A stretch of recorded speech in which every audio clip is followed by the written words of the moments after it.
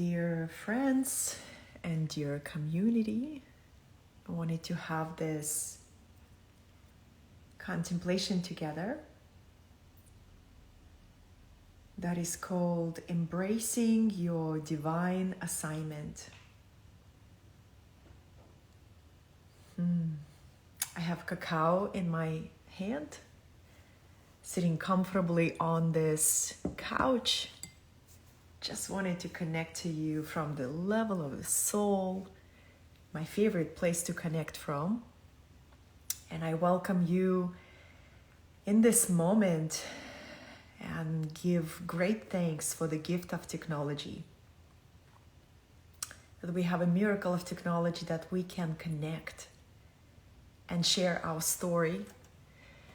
And I have truly been noticing a new wave of new people joining my virtual accounts. And this transmission that has been building in me on the power of our divine assignment, how to embrace it, how to stop fighting it, how to stop drifting, how to stop cruising, and how to rise in a new version of yourself together with the quantum field. So good to be here with you, darlings. Let me know where you are, where you're joining me from, because this is gonna be, I will weave some chapters of the life story, because maybe when you hear some parts of my life story, you will say, you know what, I went through the same thing just from a different angle. And now I see the gold of that experience. Now I see the wisdom of that deep soul alchemy. I see every single one of you who are joining with me live. Always such a gift to share the space. And for everyone who will watch this as a replay on all of my platforms, it's good to feel you in the future, tuning into this conversation. My name is Katerina. My last name is Satori, and that is a spiritual name that I received when I made a powerful step and I dedicated my life to service and to my spiritual mission. And I started hearing a new name, and it arrived, and I heard Satori. And Satori comes from Zen tradition of Buddhism. And it's a mystical experience of seeing your true self, seeing into your true nature, and being so deeply transformed by what you see that you begin to live in a new way. You begin to make new choices. And even though it's a highly mystical experience to receive a Satori as an illumination of your consciousness, it is not meant to be permanent. It's something that we sustain through our daily spiritual practices, such as meditation, spiritual service, different grounding practices, right? But that's my last name, and it always elevates my mind to remember my true nature and to share that with others. So when people are in my field, my deep prayer is that my energy and what I share invites that greater remembrance in others. So good to be here with you, dear souls. Today I will speak about the difference of being driven by unconscious fate and divine destiny, how to fully heal your soul and all of your relations, and how there is a very unique divine assignment for all of us, and how to embrace it and how to rise in it. So just a few words about me. I've been sharing videos online for quite a while, and it brings me a deep joy, deep joy. And I remember the first video that I shared simply out of inspiration and finding something that worked for me in my life, that brought me relief, that took me out of despair. And that video resonated with people, and I got excited to share more, to share more, to share more. And that's how everything began. And I've been on this path of spiritual service and my own Dharma for the last, 8 years. 8 years. And I have a private mentorship practice where I work with visionaries and high-performing entrepreneurs.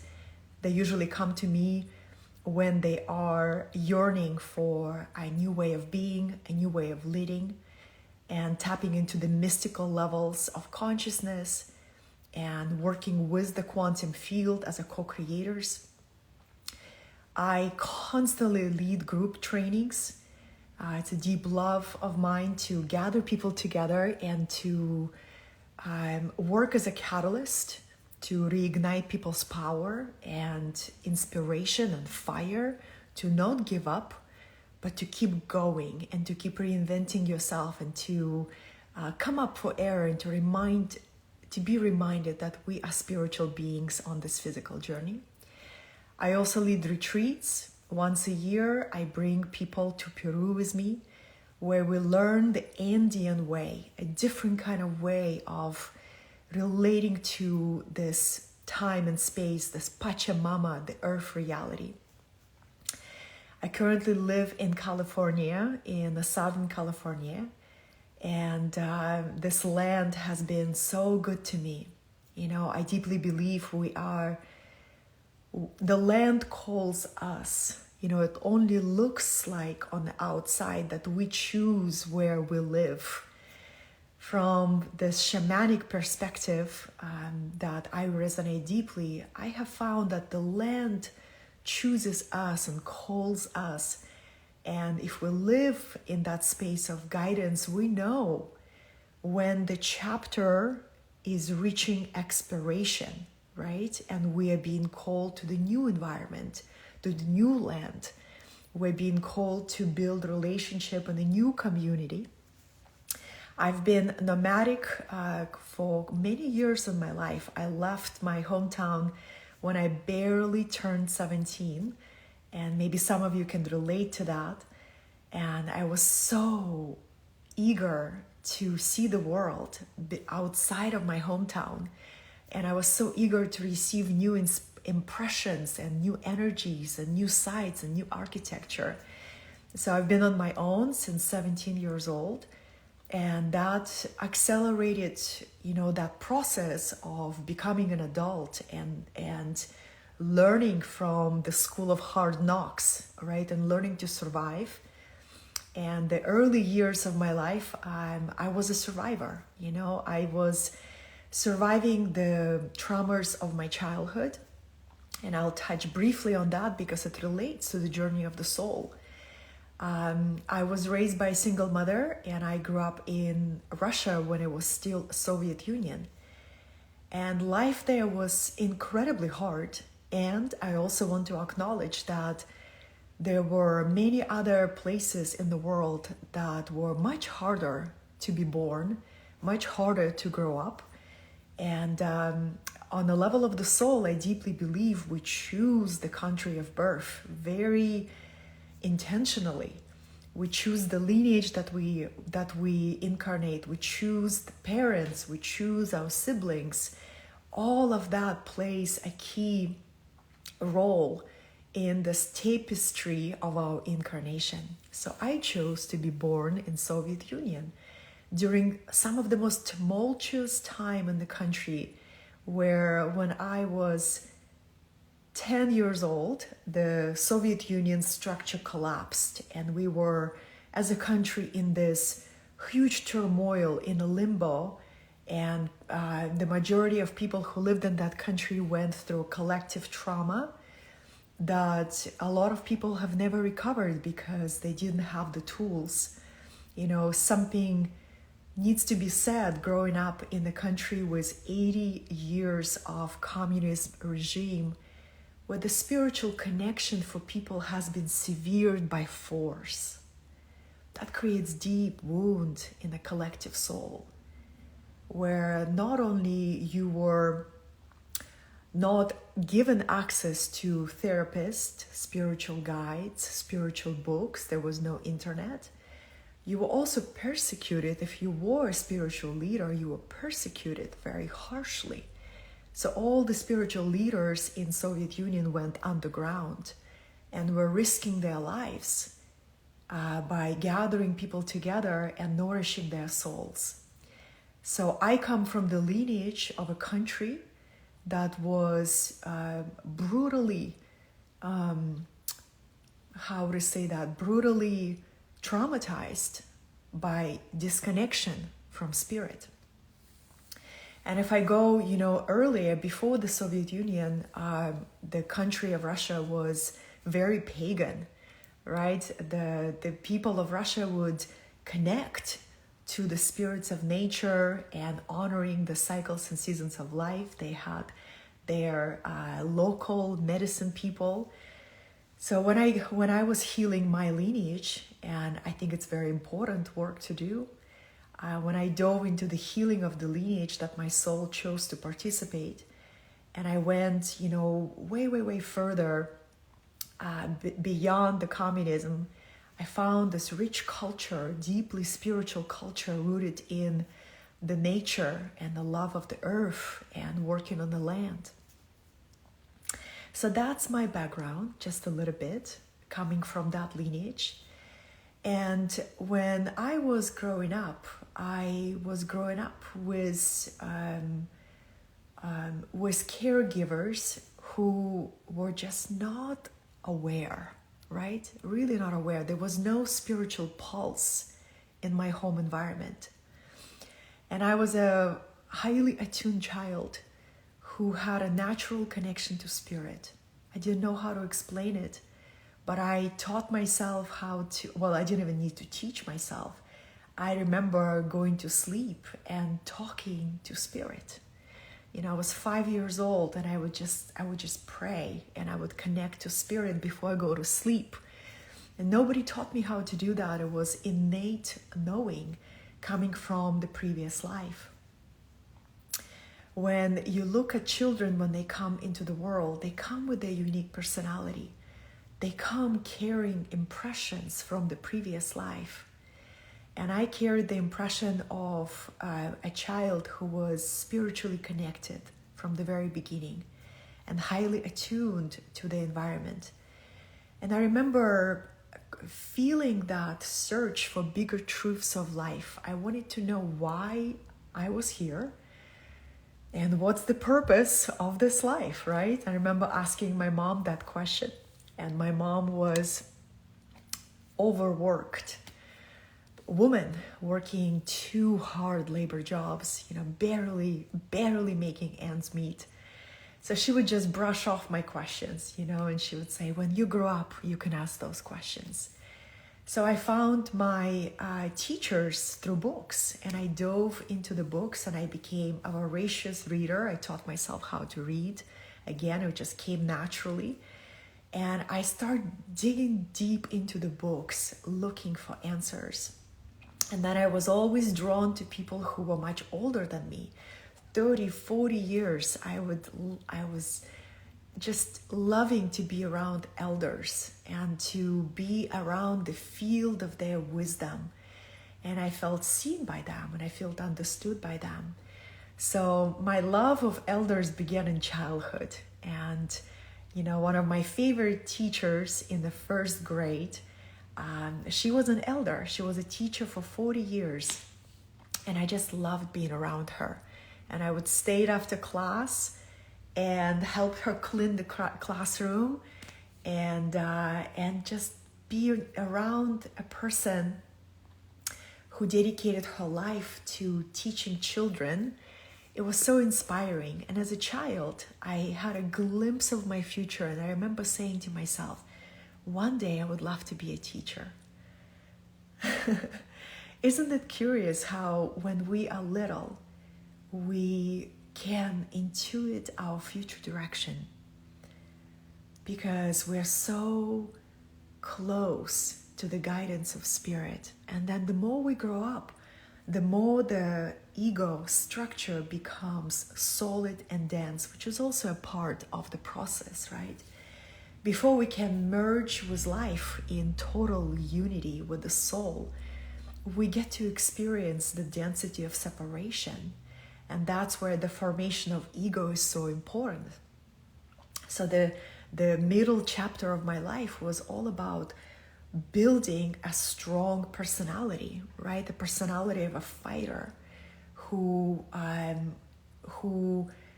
refused to be a victim of circumstances, who kept finding a will to live, who kept finding a will to go beyond her current reality and to become more and more adaptable to reality and to seek an opportunity to be useful to others, seek opportunity to volunteer, to make new connections, to be of service. So that was a chapter of formation of personality. And then there was a chapter where I had a very strong unconscious wish for death. And I rarely talk about that chapter, but today is the day. And I found myself really disconnecting from the physical plane at accelerated rate. That was probably my late 20s, early 30s. And the impact of unhealed soul fractures that I have experienced in the childhood trauma, and not having the tools of education or a therapy or a spiritual guide to help me understand the impact of what really happened. The unconscious pain start taking over, and I start finding myself in this very accelerated process of self-destruction.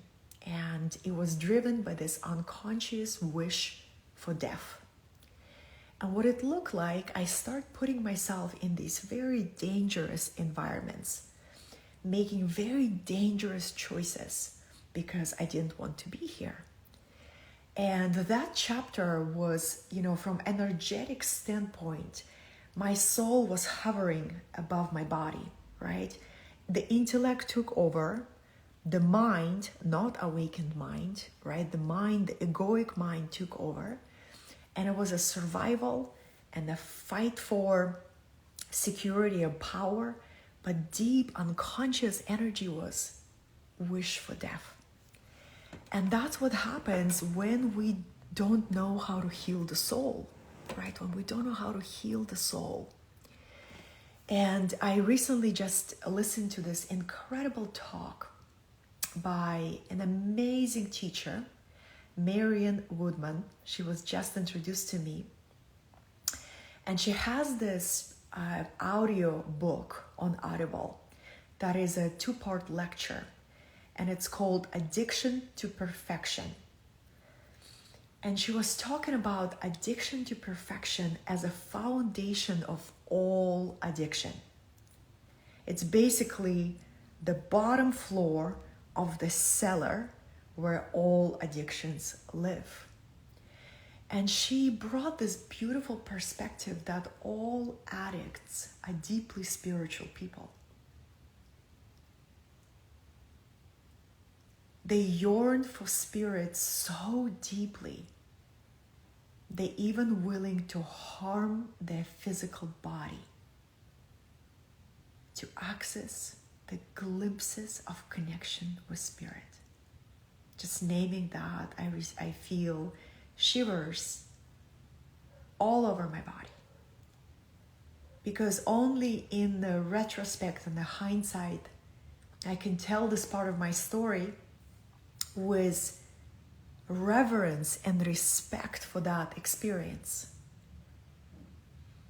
And having that perspective that all addicts are deeply spiritual people who don't know how to access spiritual connection in organic way.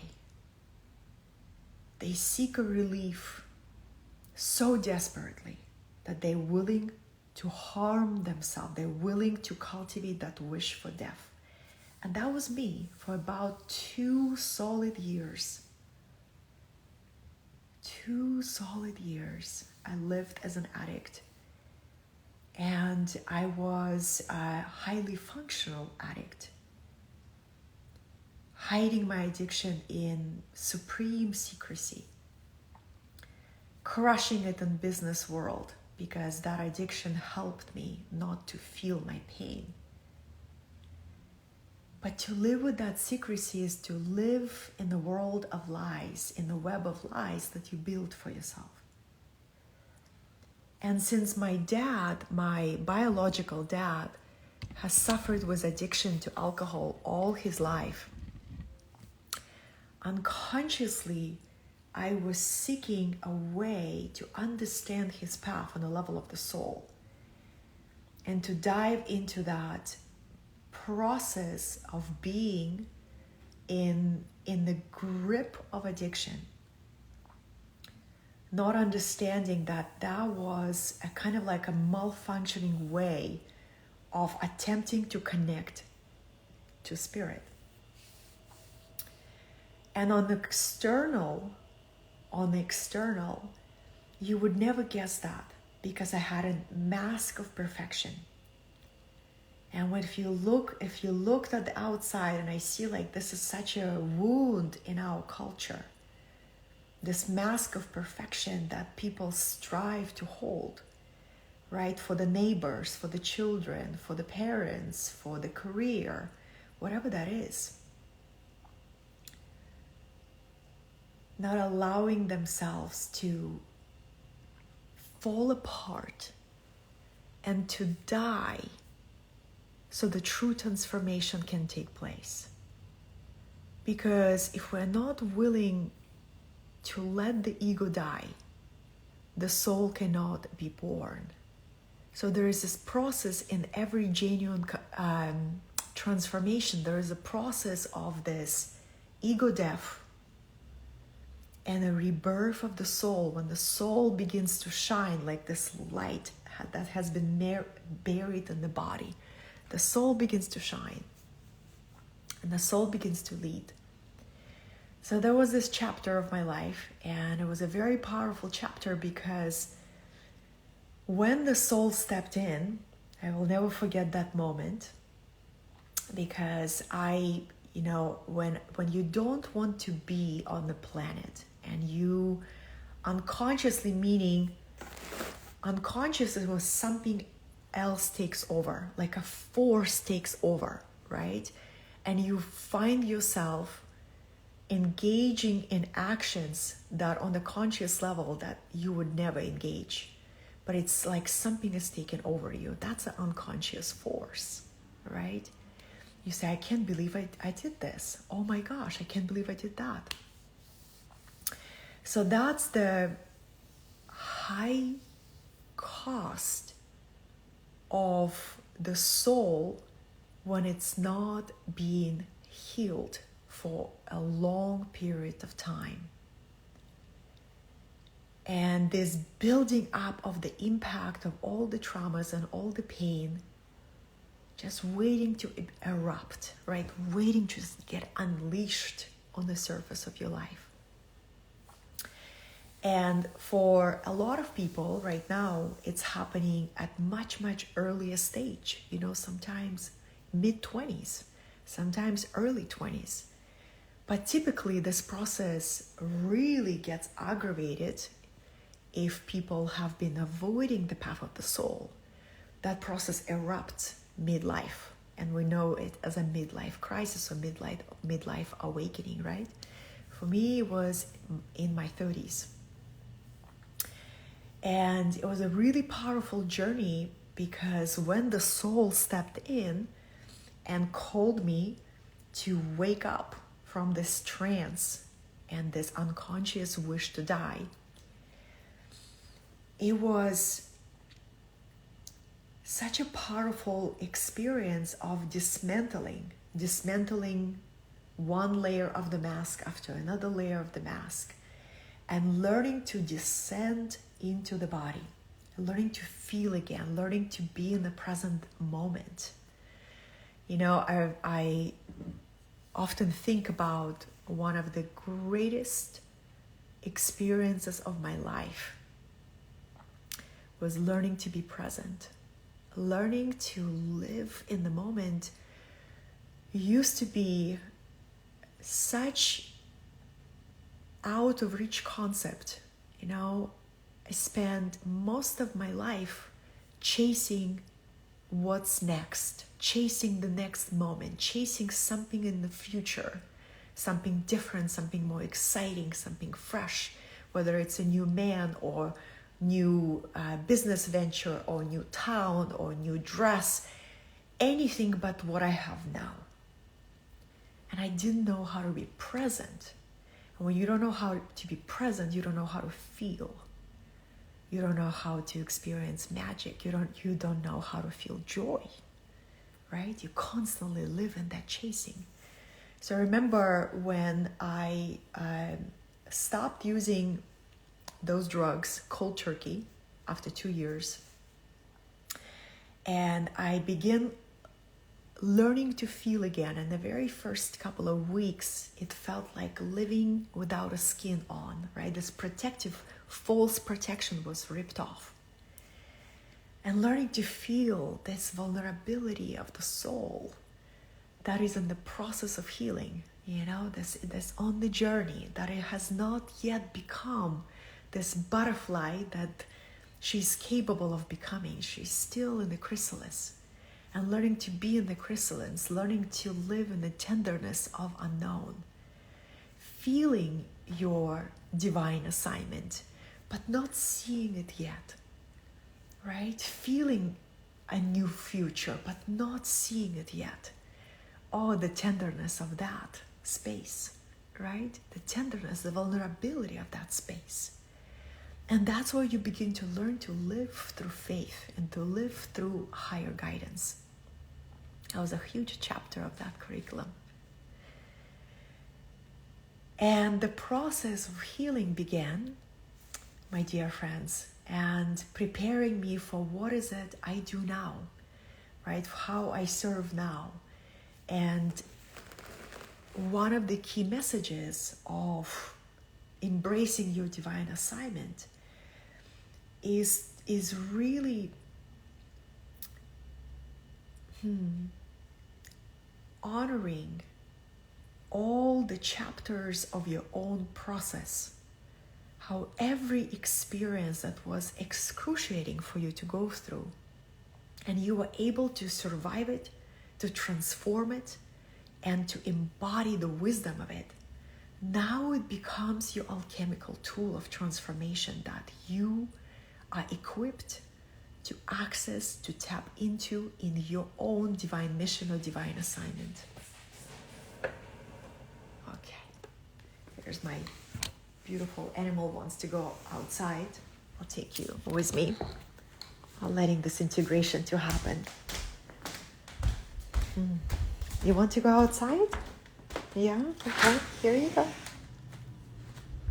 My companion. So divine souls, this path of the healing of the soul, right? I love this topic so deeply because not only we heal our own soul, we heal the soul of the world that we are connected to. And the more of a soul healing we engaged into, the more we change the trajectory of our life. If we avoid, as you probably know, most of you are my peers who are watching me, watching the replay, but I also have a new wave of people who are just opening up to this conversation, who are just opening up to how do I heal my soul? How do I live from the place of soul guidance?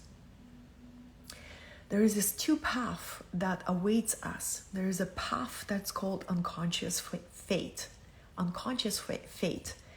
where we live through the effect of our choices, right? We reap what we sow. We reap if we live unconsciously, if we live recklessly, if we cultivate this unconscious wish for death, if we don't want to be on this planet, we're choosing a very particular direction in life that is unconscious, right? That lacks clarity, lacks true direction of the soul, lacks true fulfillment. And if you see, a lot of people are leaving the planet in the last 3-4 days, years, it's because, quite a few people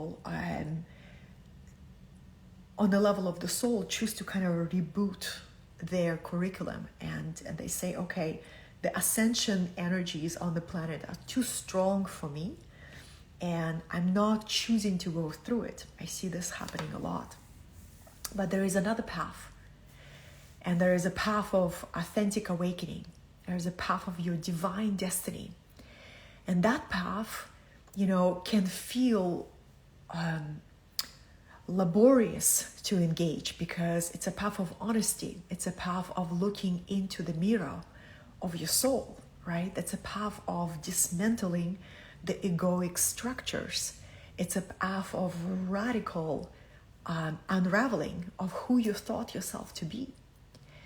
So this is the path of divine destiny, where you continue to receive a new layers of your divine assignment.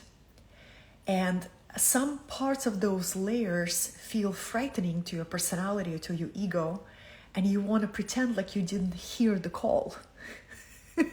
You want to put your earmuffs on and you say, la la la la la la, did I hear the call? No, I did not hear the call. No, I did not hear the call. Right? Relate to this? Or is it just me who experiences this?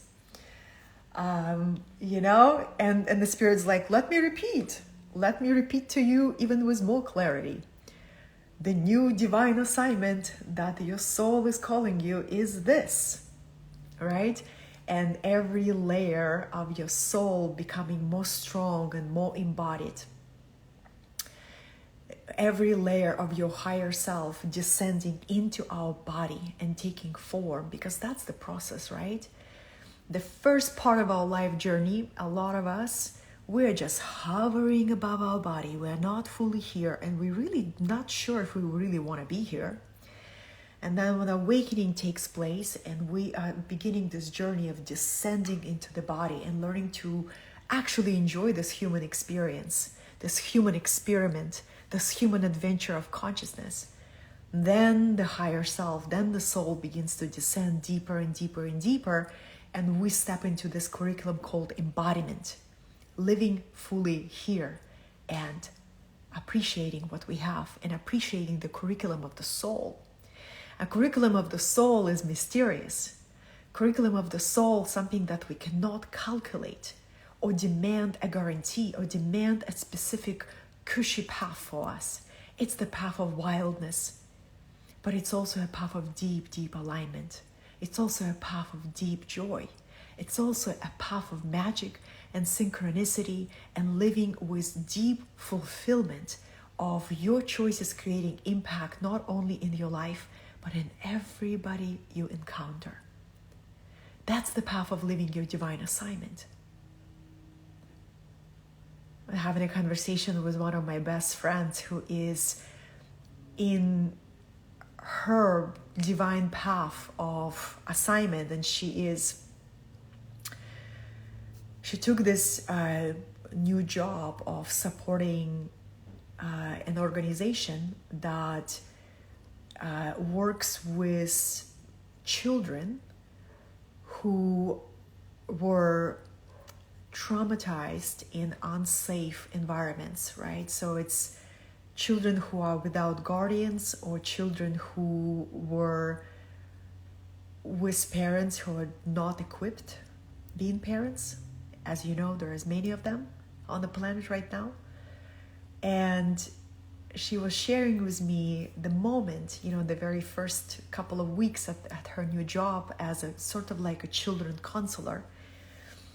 She shared with me a moment how she noticed a 9-year-old girl coming back from an experience and wanting to share. And she asked her a question with full presence. How was that experience? She says this child lit up because she probably have never, ever been paid attention to. And I said to my friend, you are making such a huge impact on this child's life, because one moment of truly being seen for a child who experienced years of neglect, that moment they will never forget. It's imprinted in their child's soul, like there is hope in this universe, there is hope in this earth. I can keep going. So you see, we each have our own divine assignment. Some of us are called to be in the deep public roles.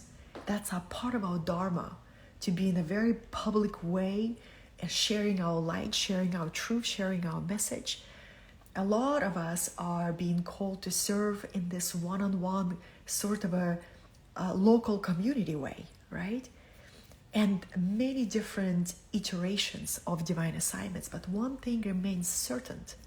If we bring full presence, if we truly bring full presence to our divine assignment, we create the impact in other people's souls and other people's lives that literally gives them courage and strength to carry on through the day. And I deeply yearn to remind all of us of that, because sometimes we can experience what I called soul fatigue.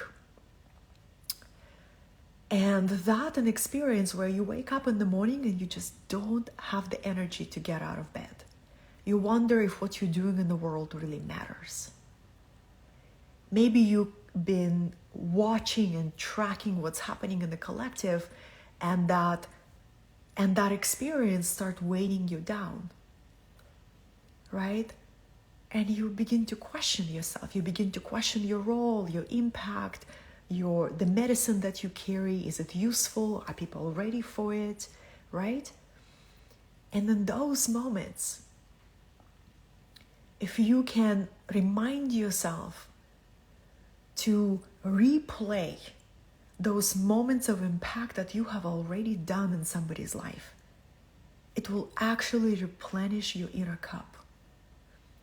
It will remind you that, wow, you are a unique part of this great geometry of life, and your service does matter, and your present does create transformation. And when you truly see another human being, they will never forget that. And you never know what's happening in another person's life, right? And maybe you are that messenger who showed up in the pivotal crossroads of their life. And your presence rekindled their desire to live.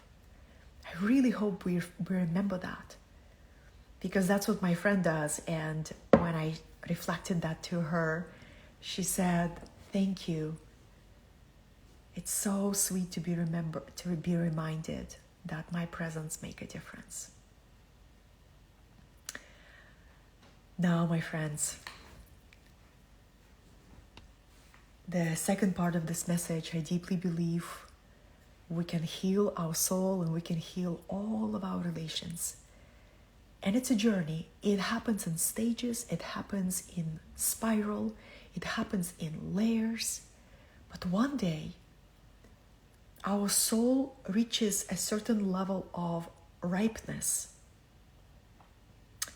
where it's ready to let go of all grudges, resentments, and regrets.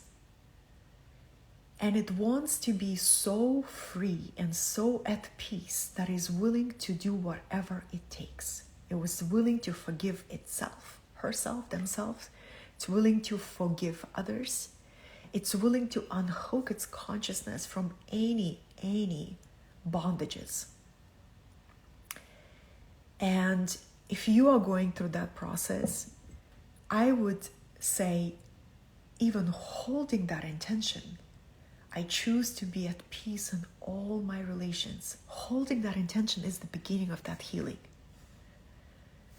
I shared yesterday in the circle of friends that I was attending a beautiful, conscious wedding.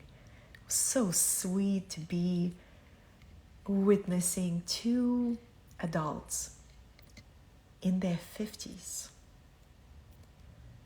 who were looking for each other and were not losing hope and faith to find their true match.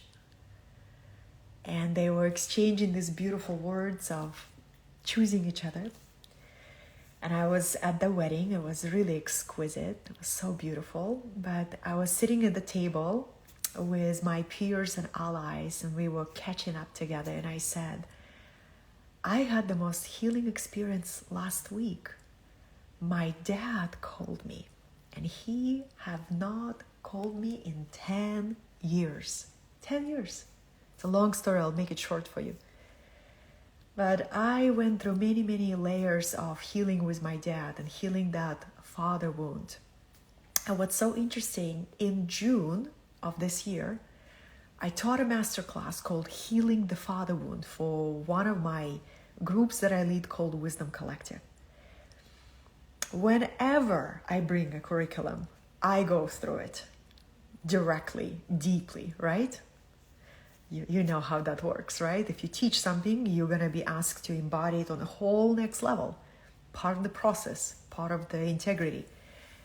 And so I went through that curriculum and my heart was at peace, such deep peace that I had zero resentment. I was neutral towards my father. I was honoring his path, honoring his journey, honoring his process, right? It says, Dad, whatever you decided to choose as your dance with creation, as your evolutionary journey, I don't know the full picture of your experience, but I can honor it.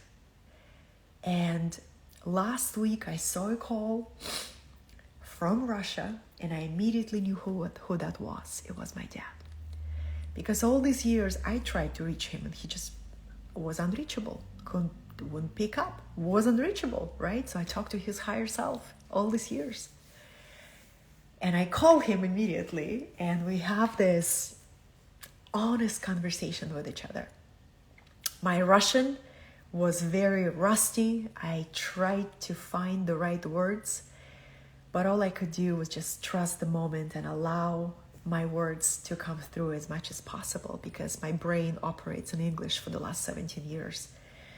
So the healing moment was to tell my dad, who is right now 70 years old, time is ticking. When you are 70 and your health has not been tended to all your life, time is ticking. And my dad has, a very weak liver after decades of abusing alcohol. And so time is ticking for him. And I wanted to have a moment to tell him something that I wanted to tell him while I have the moment. And the moment was arrived, and the moment was here. And after hearing his story and hearing his perspective and validating his perspective and say, yeah, I can totally see how you would see the situation this way. And then having this, with every relationship, there is a sliding door of intimacy, sliding opportunity for heart connection. And if you feel it, to have a courage to speak what's on your heart is so liberating. And I saw that opportunity and I said, Dad, I want you to know I have no grudges against you.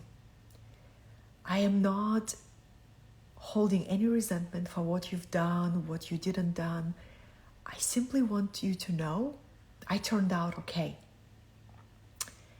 And out of so many years of misunderstanding, I finally arrived to the place where I feel at peace with the past. And not only that, I have turned the page.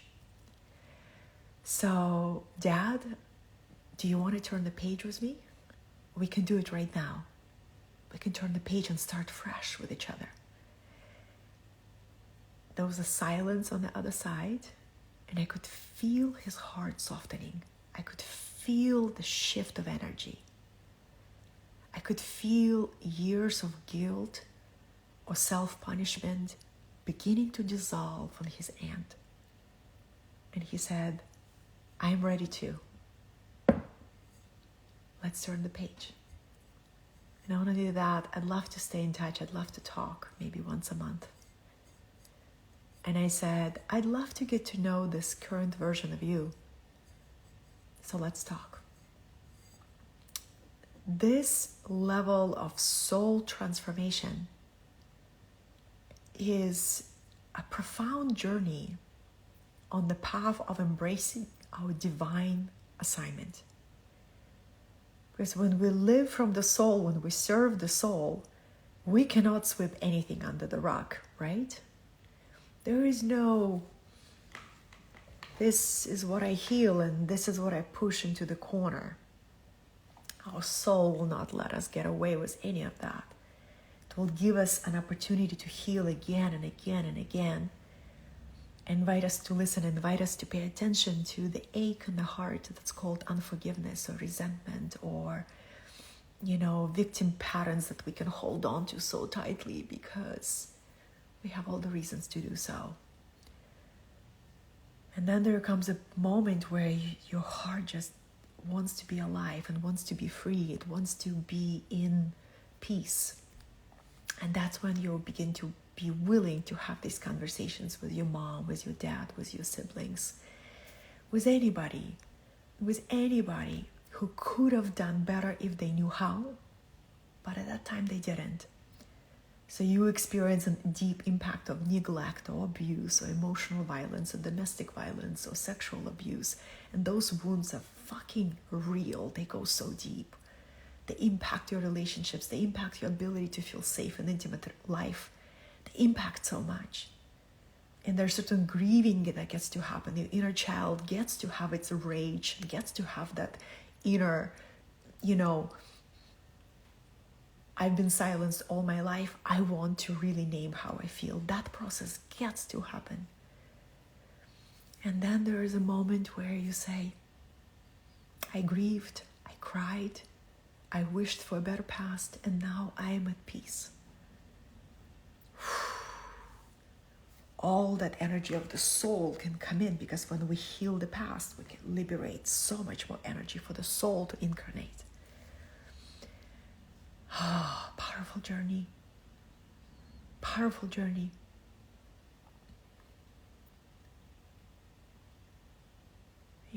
And ultimately, my dear friends, I feel the deepest yearning of any heart is to connect to source. We live in a culture that is filled with addiction because we live in a culture of people starved for spirit. As I said early in this video, I quote Merriam Woodman, all addicts are deeply spiritual people. They simply don't know how to access spirit without harming themselves, whether it's with food, right? She was sharing, was so powerful. When we're disconnected from our feminine consciousness, food is the way we stuff ourselves as a replacement for what our feminine yearns for. Our feminine yearns for nourishment. Our feminine yearns for connection to the web of life, to the divine mother, to the goddess, right? And when we yearn for connection with spirit and we don't know how to access it, we're going to pick up a bottle, we're going to drink, right? Because alcohol is a low vibrational substitute for spirit. So a really powerful topic of addiction from the lens of a yearning for spirit, but in a highly dysfunctional way. And addiction to being perfect, addiction to work. It was such a huge breakthrough for me when the first time I heard that workaholics are highly traumatized people that carry deep unhealed wounds of childhood. And immediately what flashed in front of my consciousness, all the years where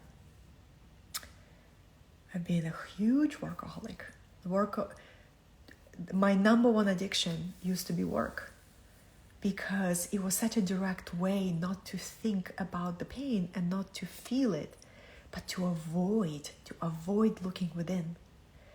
So being in the field of entrepreneurship, I see this everywhere, right? And putting a mirror to my own life, when that pattern wants to come back. And really seeing that, like when enough is enough. When enough is enough. And when we begin to open to our divine assignment, we begin to receive a new curriculum, right? Divine assignment that only we can fulfill. And that divine assignment is not that much about doing.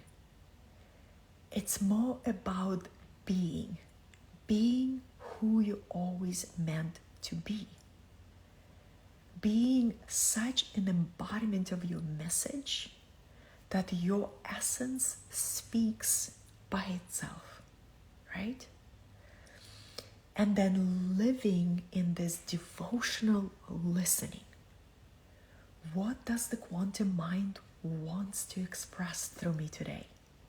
What is that I am being called to bring forth today or tomorrow, this week? So the ego begins to step aside from the driver to more of a passenger. And the soul begins to lead, and the soul begins to inform every decision, every choice, every project that we consider taking on and participating. Divine assignment. There's layers to that, what I'm tracking as I've been in deep interactions with my peers. This entire week I had soul family visits and soul family connections. And one thing that I always acknowledge when I'm around my equals and my peers, and it's a medicine for all of us, when you're around those who also who also live their divine assignment, it's so nourishing for your soul because you realize your lessons are very similar. And you feel validated in your experience. You feel validated in your ego transformation, ego deaths, in a sudden twist in the geometry of your life, in dismantling of the structures that used to support you in your mission, right? When you're around your true spiritual equals, your peers, your allies, not only you are seen for the fullness of who you are, you also receive that validation of your experience, which is really healing for the soul. So I was talking to my peers who spent 3 days with me, visiting from a different state, and we all found ourselves contemplating together on divine reassignment. Once you live your divine assignment, there's going to be chapters of divine reassignment, right? Where you're like, your service here is coming to a close and we are redirecting you. And not only that, but geometry of how you were delivering your work is coming to a close and we're redirecting you here, right? And it takes tremendous amount of trust, tremendous amount of spiritual flexibility to not hold on to what is familiar. It's vulnerable, it's tender, it's uncertain. And no matter how deeply you know the void as a spiritual initiate that you are, every void is incredibly challenging to go through. All right? I just wrote a chapter on the void, big one, for my book. And your consciousness is being upgraded to a new level. But before your consciousness can ascend to a new level, the previous level gets to be disintegrated, right? And it's very uncomfortable for the ego. When I think about what part of us that has a very difficult time when we go through the gaps, voids, chapters of quickening that feels vulnerable and uncertain, what has a difficult time with that is our ego construct. The soul is comfortable in that. The soul is swimming in the waters of rebirth and this, reorganization. But the ego construct, our human self, can have a hard time. So to be around your spiritual peers, to be around other leaders, other visionaries is so validating, and it fuels your cup. So there is a divine reassignment. And when we have that divine reassignment, sometimes we pretend we didn't hear it, try to avoid it by doing something that feels more urgent or more important. Cling to the reasons how it's not going to work. Right? All of that, or at least it's my flavors. I'm just sharing with you my flavors of that experience. And it is so entertaining to watch how the ego construct just wants to hold on. But the soul, once you live in your divine assignment, the soul finds a way to remind you that the divine destiny that you've been aligning, attuning, recalibrating your consciousness to, it is here. It's not somewhere out there, it's here in this divine moment of now. So the beauty, my dear ones, the beauty of that divine reassignment where a new geometry is being placed in your life, maybe you're being called to deliver your service in a completely new way, in a new environment, towards new group of people, right? All of that. The beauty of divine reassignment is the feeling of freshness that comes with it. That with that feeling of freshness and novelty and this new recommitment to your divine destiny comes that aliveness, comes that divine enthusiasm, comes that energy, right? Every time we allow the process of death and rebirth to really take its place, we shed the old version and there's a new version, more authentic, more honest, more direct, more expanded, more truthful with self comes online. And it's not only your own personal process, but it's also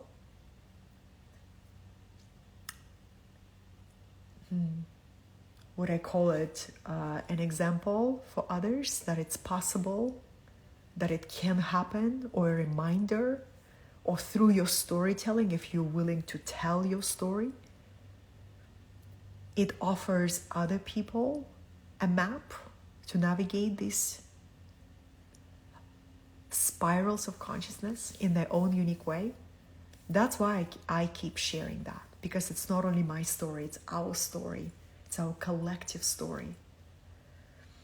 So it's been really, really illuminating to contemplate all of this together with you. And I am, when I look at the world and I look at the unique opportunities that we have right now to make our impact, to bring positive transformation to the world, what I feel deep in my soul, that every single voice matters. Our presence matters. Our soul medicine matters. And we are uniquely placed on a specific plot of land where we have that connection with the land of the spirit. We are uniquely and strategically placed at certain communities. And the more aware we become, the more we begin to see the web of life bringing us in proximity with certain people, in proximity with certain people who become our allies, our collaborators, who become part of our community, people who we serve, right? Or we join other people's community. But there is nothing random. One of my mystical priestess friends shared with me that year 2012 was energetic completion of randomness. meaning after year 2012, where it was a huge choice point for many souls. Year 2012, the reason, hi Gary, good to see you. Your publisher here. Oh, I was looking for publisher, Gary. Look at that.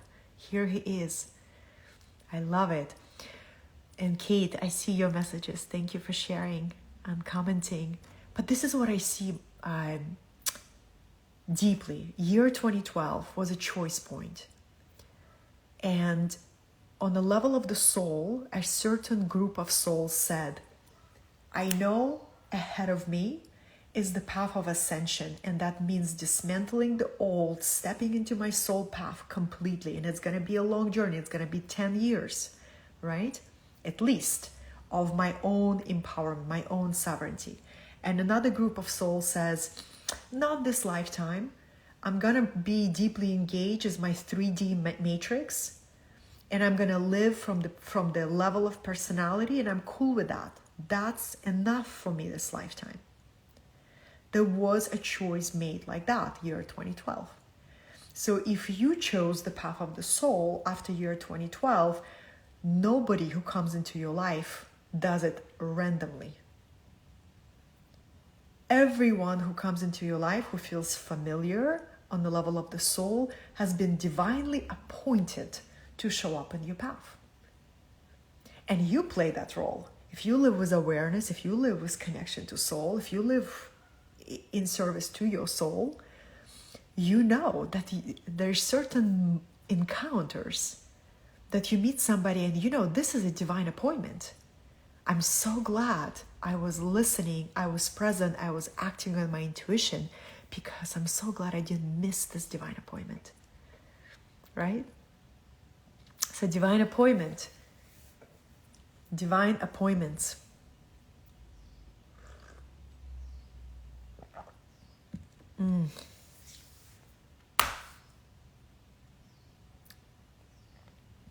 Divine appointments. So now I will speak to my peers, my fellow mystical leaders who are a big part of my community. You know who you are. I want to be another voice of reminder that your body, mind, soul is a very precious energetic vessel through which the divine wants to stream its wisdom. And you are so divinely protected, even in the moments where your geometry of life is being radically redirected and your human self is trying really hard to make sense of what's happening. And you're being asked to lean into the nakedness of radical trust. So you unlock the power of faith. And you've been given initiation by faith. There are some things in your life that you've been waiting for a very long time. Maybe it's your partner, maybe it's a stable home, maybe it's a stable business that you've been attempting to anchor a particular structure. You've been waiting for that. And now is the time for you to say, I've been waiting this long. Now it's being in receptivity. Now I am not even waiting anymore. I am cultivating the field of deep receptivity. Knowing that my body-mind is being utilized by divine intelligence. So now I can be in that knowing, where our faith has been purified by fires of life initiation so many times. It becomes a diamond of inner knowing. And that is what's so important for mystical leaders right now. If we have not or able to activate that diamond of inner knowing,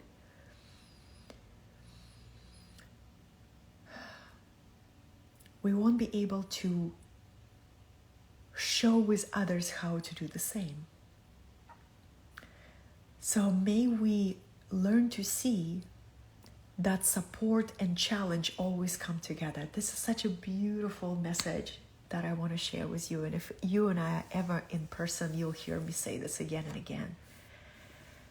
The beauty of living from the unity consciousness on the plane of duality is that one day you begin to see a real physical proof that no challenge comes without an equal support. They actually arrive at the same time. And that always gives me such incredible lightness of being, because challenges will continue to arrive to help us become stronger, more resilient, more fearless, more devoted, more expanded in our consciousness. I want you to think about a coin, right? And a challenge on one side and equal support on the other side. So when you go through a process that feels very challenging, if you remember to slow down, to notice the support that immediately arrives with the challenge. And that support may be an old friend reaching out at the very same day where you got looked like a terrible news or difficult experience or unexpected twist on the path. At the very same day where you receive the news, somebody arrives into your life to offer you an encouragement and a reminder, or simply hold space with you to process it. That perspective really helped me let go of this not so high vibrational energy of having a pity for somebody's experience, right? Because when I witness somebody go through a very intense suffering, maybe it's illness or a deep divorce. I guided people through very difficult divorces as a mentor, or different challenging illness. I always remind myself the amount of suffering that this soul is receiving for the process of cleansing the soul, for the process of awakening. The amount of suffering came the amount of grace. Again, the same coin. Here's the suffering, here's the grace, right? It comes together at the same time. So then when I witness somebody going through a challenging experience that looks like deep suffering, I can silently bow to their soul and honor their process. And that's what liberated me from this very old archetype of rescue, right? Being a rescue boat for others, not knowing the wisdom of this process. And when you see the wisdom of this process, you naturally remain in your center and learn the beauty of holding space from that place of deep wisdom and unconditional presence and love versus being entangled with others and being destabilized from your own center. Big difference, right? Energetically, if you know. And especially if it's somebody like your parents, maybe your parents going through a wave of suffering, and you say, how do I hold space? Or your partner or your child, how do I hold space? Knowing that every single human being has a soul element. Maybe it is deeply asleep in them, but they also have a soul curriculum. And once they begin to embrace it, they begin to see and feel the invisible hand of support, the invisible hand of grace that arrives with every challenge. So good to be with you. I am entering a new week of very dynamic service. I have a beautiful soul who is arriving for a 2-day personal, immersive mentorship. So I'm preparing for that. And then, beloveds, I am opening the doors for the new virtual group mentorship. It's going to be a dynamic month, but I wanted to connect with you on this level and really speak about divine assignment, the different chapters of our soul, the different experiences that come to our door, because we are here for that soul curriculum. We are here for that. And we are witnessing the collective soul awakening. And that is something so profound to witness. What used to be a topic so out of the common sense 10 years ago now is a common sense, right? Look and celebrate leaps of collective consciousness that we have taken together, because every time you heal your soul, you heal the soul of the world. Our personal transformation has indirect and direct way to collective transformation. And then when we step into our leadership, when we step into our divine assignment, that begins to amplify, because you live more and more in alignment, and everyone who comes into your field get impacted by the energy of alignment that you hold and you carry. And that's a beautiful journey, such a beautiful journey. Kate, thank you so much for sharing. I'll stay to see if anybody has maybe one question, just one question, so I can continue on with my Soul Sunday. This was a deep transmission, right? Deep and playful in parts. Especially the part where, when we try to pretend like we don't hear our divine assignment. It's like a comedy, right? You're like, did I hear that? Oh no, probably just my imagination. The higher self. I really meant what I said. Hi, bitch. Right? And the divine assignment is like, let me say it in a different way. All right, my dear ones. If you'd like to connect with me outside of these virtual platforms, I have an email community that I cultivate. And all the links of everything that's available is under the link tree in my Instagram bio, or on my website, or pinned post on Facebook. Yeah, Miss My Divine replay will be posted like immediately. Yes, Mitch, it's a powerful topic on divine assignment and divine reassignment.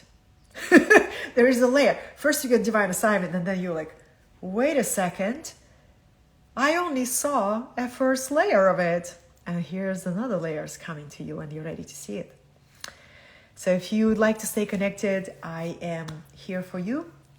And thank you for the opportunity to connect from the level of the soul. I'll share this video on all my platforms.